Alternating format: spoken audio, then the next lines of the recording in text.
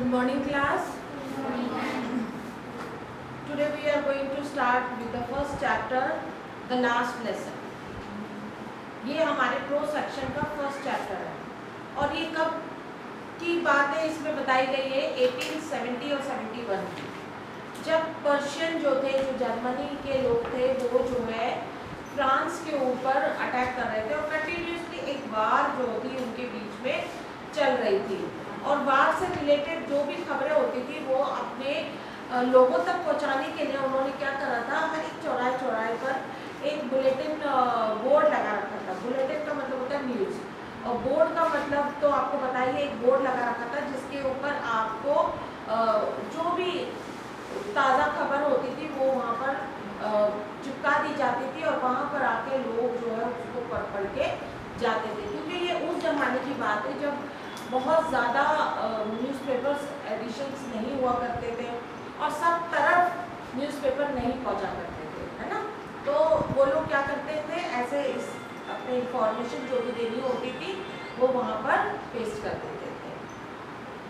वहीं पे एक छोटे लड़के की कहानी है और छोटे लड़के की जो मनोविज्ञान, उनके जो माइंड के ऊपर क्या असर होता है, क्या क्यूरीज होती है उसकी और किस तरह से वो फील कर रहा है, वो सब चीज़ आपको इसमें लेसन में दिखाई देगी। तो we shall start with the lesson. I started for the school very late that morning and was in great dread of a scolding, especially because M. Hamill had said that he would question us on participles, and I did not know the first word of them. For a moment, I thought of running away and spending the day out of doors. It was a warm, so bright. The birds were creeping at the edge of the woods, and in the open field back of the sawmill, the Persian soldiers were drilling. It was all much more tempting than the rule of participles, but I had the strength to resist and hurried off to school. एक छोटा लड़का है जो अपने school के लिए निकलता है और उसको ऑलरेडी बहुत देर हो गई। उसका बिल्कुल भी मन नहीं था स्कूल जाने का। क्यों नहीं जाने का?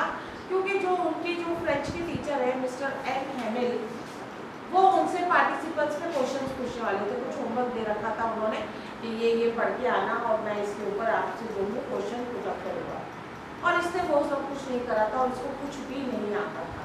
तो इससे बड़ी ही टेंशन हो रही थी कि अब वो इतने सवाल जवाब पूछेगा और फिर मुझे डांट पड़ेगी, मुझे पनिशमेंट मिलेगी। मैं उसके लिए रेडी हूँ क्योंकि मुझे कुछ नहीं आ रहा।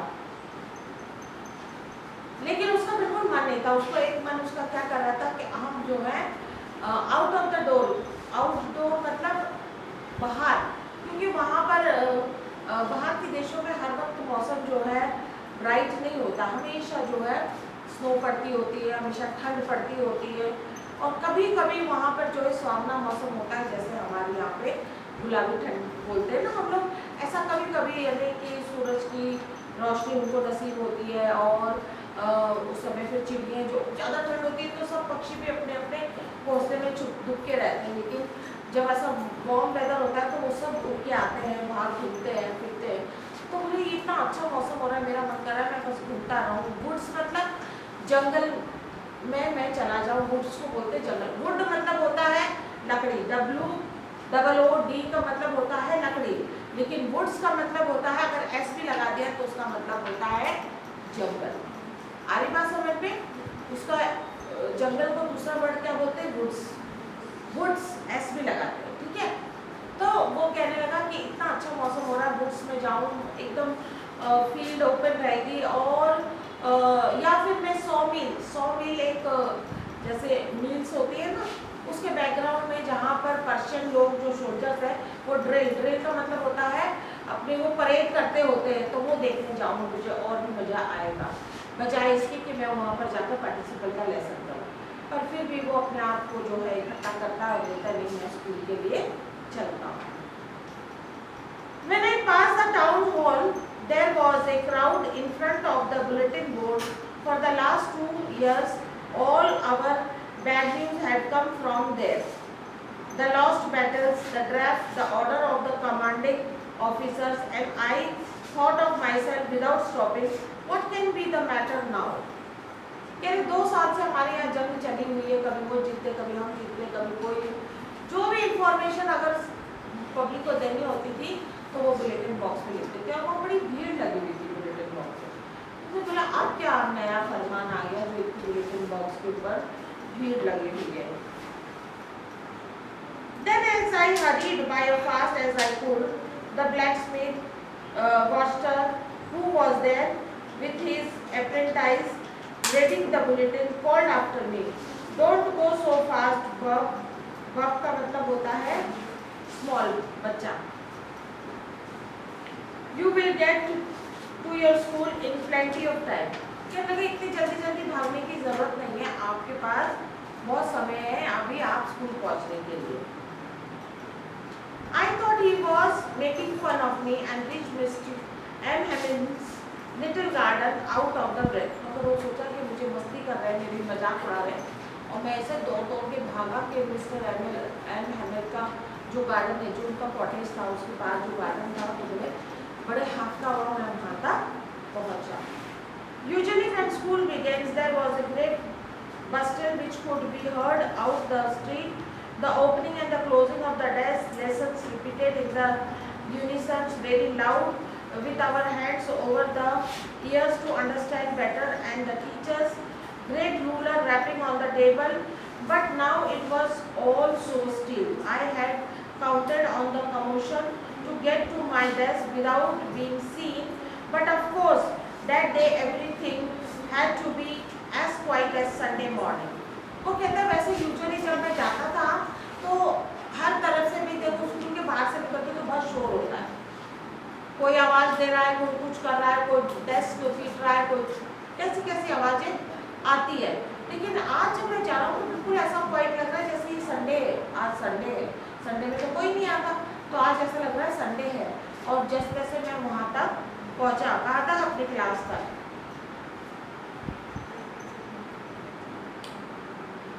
Though the window I saw my classmates already,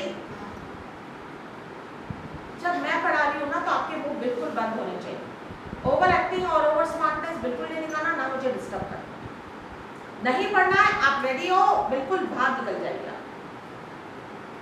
दूसरों को और मुझे डिस्टर्ब करने की जरूरत नहीं।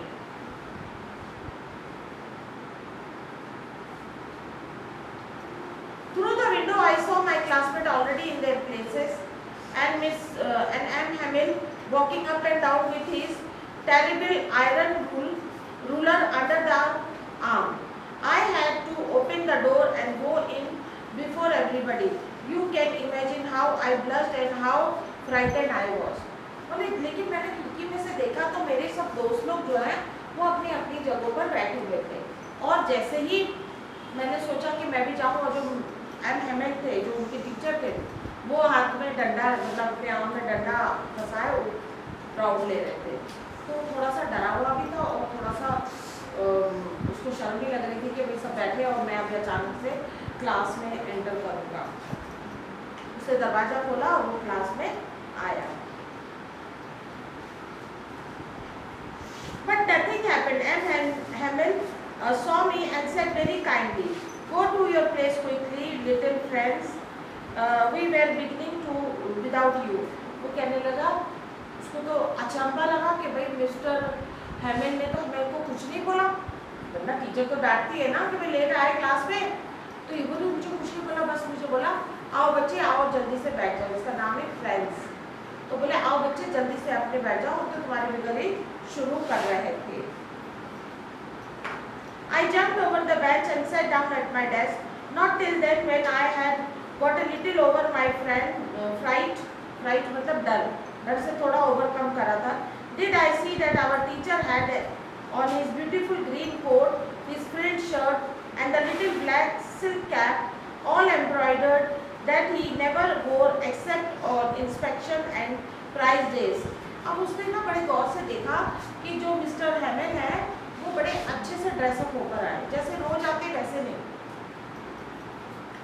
जब कोई स्पेशल डे होता था जैसे कि प्राइज डिस्ट्रीब्यूशन हो गया या कोई इंस्पेक्शन हो गया, ऐसे डे पर जो है वो पहन के आते थे, फ्रिल वाली शर्ट और ग्रीन कोट और हैट और सब, मतलब वो जो पहनते थे अच्छे वाले कपड़े वो पहन के आए, तो ही वॉज वेरी सरप्राइज कि आज क्या है, आज कुछ अलग सा है कि ये इतने अच्छी तरह से ड्रेसअप होकर आए हैं। Beside the whole school seemed so strange and solemn, एकदम क्वाइट और स्ट्रेंज का मतलब बड़े ही सीरियसली बैठे हुए थे। But the thing that surprised me most was to see on the back benches that were all empty, the village people sitting quietly like ourselves.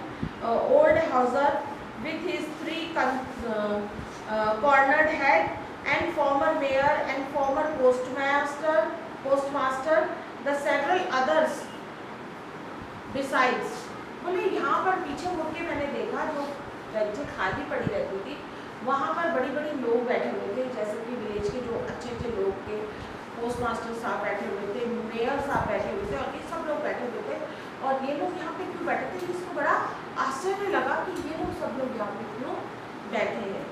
Everybody looked sad, and Hauser had bought an old primer thumbed at the edge, and he held it open on his knees with his great spectacles lying across the page. और जो एक वो old Hauser मतलब जो वहाँ का जो main person था, बहुत बुजुर्ग पर्सन था, उसने जो है क्या करा, वो प्रिंटर लेकर आया था ताकि वो थंब लगा सके। When I was wondering about it all, M. Hamill mounted his chair and in the same grave and gentle tone which he had used to me, said, "My children, this is the last lesson I shall give you.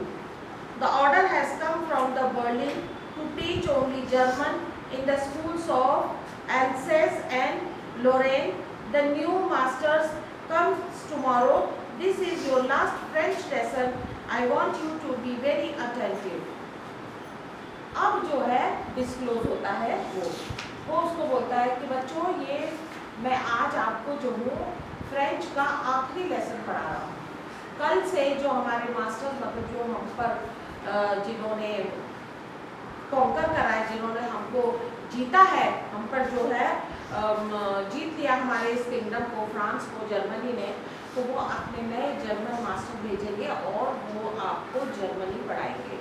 अब हमें French नहीं पढ़नी है। तो एक अजीब सा माहौल, एक अजीब सा दुख, क्योंकि ये एक बड़ी अजीब सी बात है कि अगर आपको ये कह दिया जाए कि आज के बाद आप हिंदी नहीं पढ़ेंगे, आपको हिंदी की बुक भी नहीं देखने मिलेगी, हिंदी बोलनी भी नहीं है आपको, तो आपको कैसा लगेगा? क्योंकि हिंदी तो हमारी भाषा है, हिंदी तो हमारी भाषा है, ये हमारा जन्मसिद्ध अधिकार है कि हम हिंदी बोलें। एक हिंदी ऐसी यूनिवर्सल भाषा है जो हर दिशा में, हर कोने में बोली जाती है, और इसीलिए बोली जाती है ताकि एक दूसरे से हम कम्युनिकेट कर सके, एक दूसरे से हम लोग बातचीत कर सके। इंग्लिश सबको नहीं आती, लेकिन हिंदी पिक्चरों से कहो, किसी और बातों से कहो, हिंदी तो हम लोगों को थोड़ी बहुत टूटी फूटी सबको ही आती है।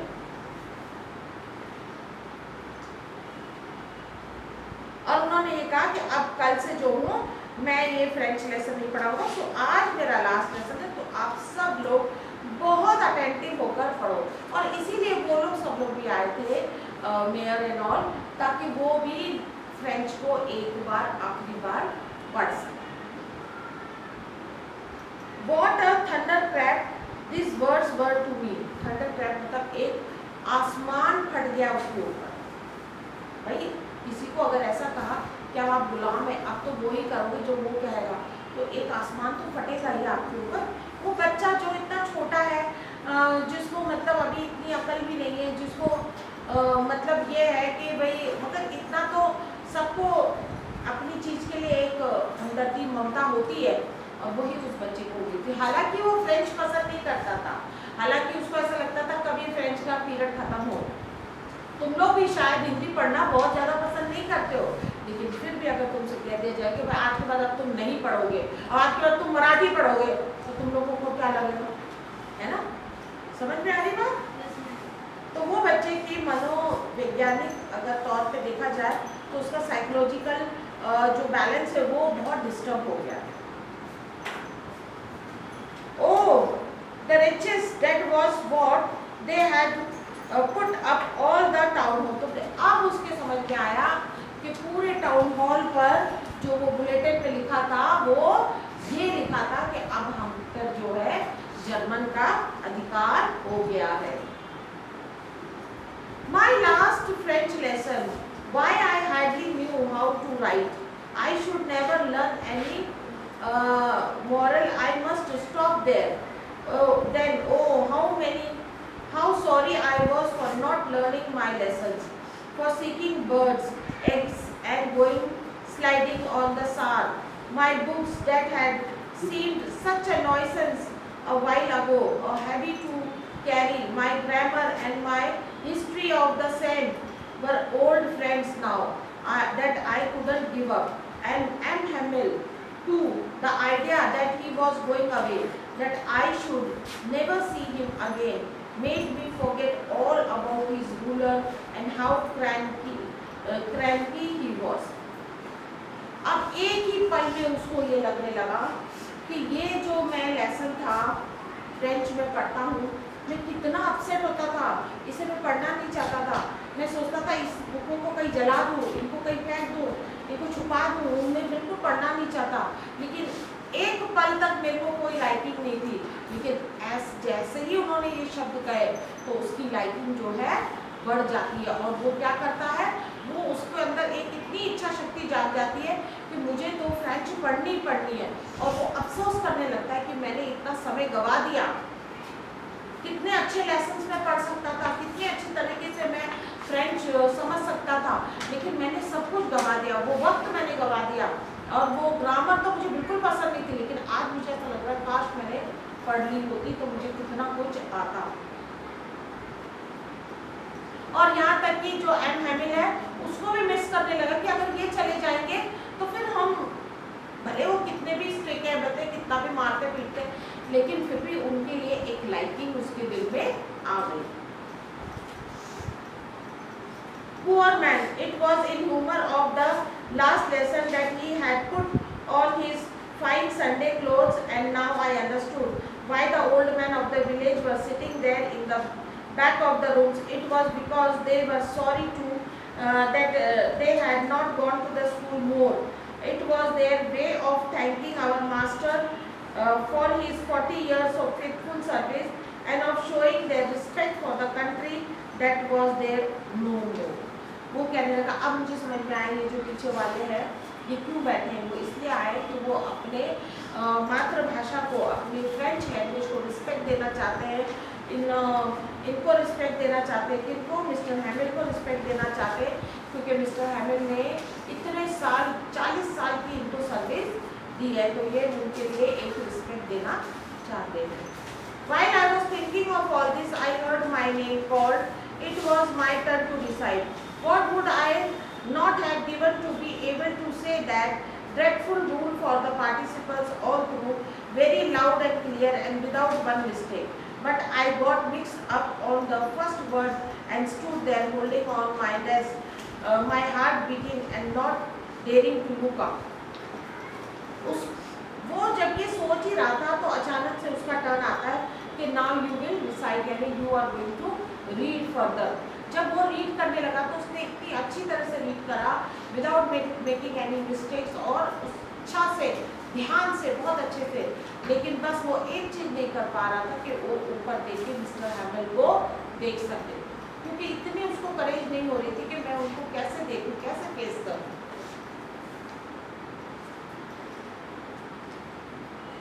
I heard M. Hamil say to me, I won't scold you little friends, you must feel bad enough.